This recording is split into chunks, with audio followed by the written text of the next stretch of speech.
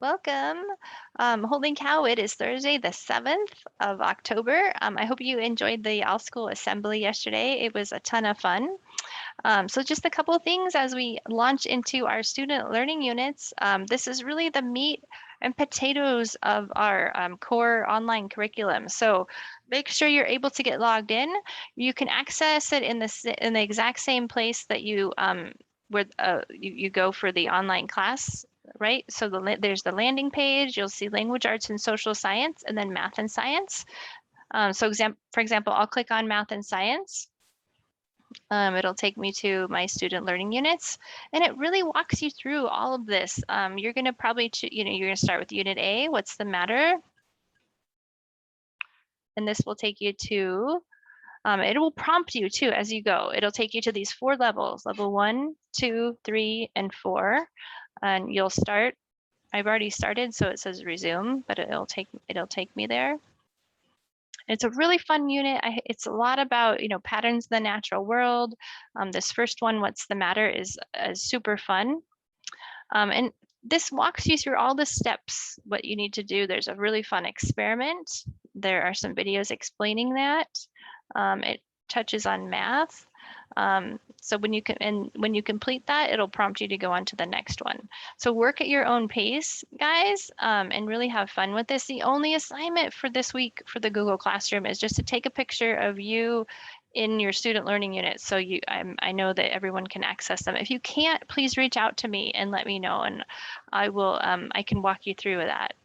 But yeah, meat and potatoes of our online curriculum. So you'll really need to make sure you guys get logged in there.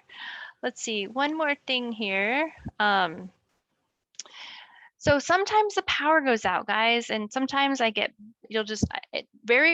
very often, but sometimes, we do live in Oregon, there's storms. Sometimes the power will flash. If Miss Dapkus's power goes out, we have a plan. What should I do? Well, stay calm, right? Do not scream.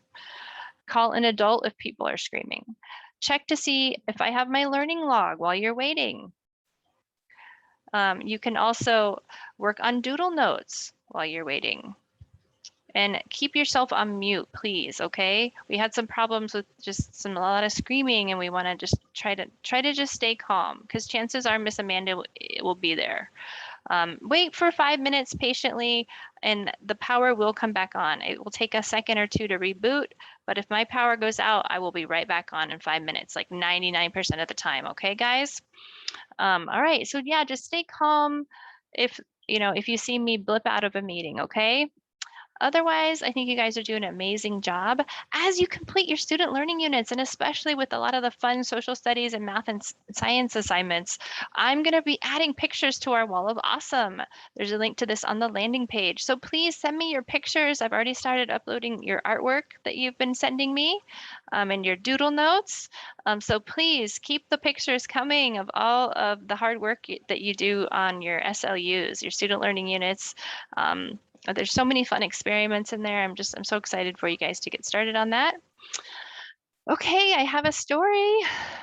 This is called Puss in Boots by Ayano Imai, translated from Japanese by Sayako Uchida. There was once a poor shoemaker who lived with his cat. Business was not good, and as they shared one last can of tuna, the shoemaker said, "Cat, I'm afraid that's it. We're finished. There are no more orders. I guess I will have to look for a new job." "Perhaps you give up too easily," said the cat. "Make me a pair of your most beautiful boots, and I will go as your messenger and find new orders for you." And that is exactly what happened. The cat put on the beautiful new boots and went out to collect enough orders so that the shoemaker would have plenty of work. Deep in the woods, the cat came upon a magnificent castle. It was said that the castle belonged to a terrible monster. This monster had a magical power. He could change himself into any form he wanted. The cat met the monster and introduced himself as a messenger from the best shoemaker in the land. "I have heard," said the cat, "that you can transform yourself into anything you wish. Someone with such incredible talent and power surely must need shoes of equal quality." When the monster saw the beautiful boots the cat was wearing, he knew he must have shoes that were just as beautiful. So he ordered a pair for himself. When the cat presented the finished shoes, the monster realized he must have the right shoes to match whatever creature he turned himself into. He ordered one pair of shoes after another. The cat came regularly to the castle to measure the monster's feet and to deliver the finished shoes. Each pair seemed more beautiful than the one before. The monster was delighted. There was just one problem. The monster was rich, but he was also a stingy old tightwad of a monster. When the cat asked for payment, the monster turned himself into a frightening wild beast and said, "I am a great and powerful monster. The shoes are mine. I will not pay." And he chased the cat from the castle. But the clever cat had a plan. He asked the shoemaker to make a very special pair of shoes. When they were finished, he went back to the castle to show them to the monster. "The shoemaker had outdone himself," said the cat.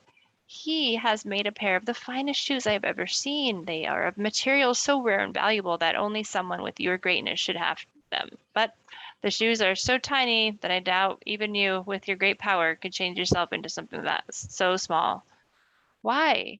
You would have to be the size of, say, well, a tiny mouse, for instance." "Oh, ho, ho," said the monster. "You just watch me." And with a great roar and a puff of smoke, the monster turned himself into a tiny mouse. "You see, I'm exactly the right size," said the monster as he started to put on the beautiful shoes. "You certainly are," said the cat, and he pounced on the mouse and gobbled him up. The shoemaker and his trusty cat moved into the castle and opened up a wonderful new shop. The townspeople had always feared the monster. They couldn't imagine why he had left, but they soon stopped being afraid and began buying their shoes from the shoemaker again. There was another curious thing. No one seemed to be able to explain who would ever be able to wear the odd collection of shoes on display in the window, particularly a beautiful little pair, hardly big enough for a mouse. And that's some points here. Okay, guys, have a great morning. I will see you soon.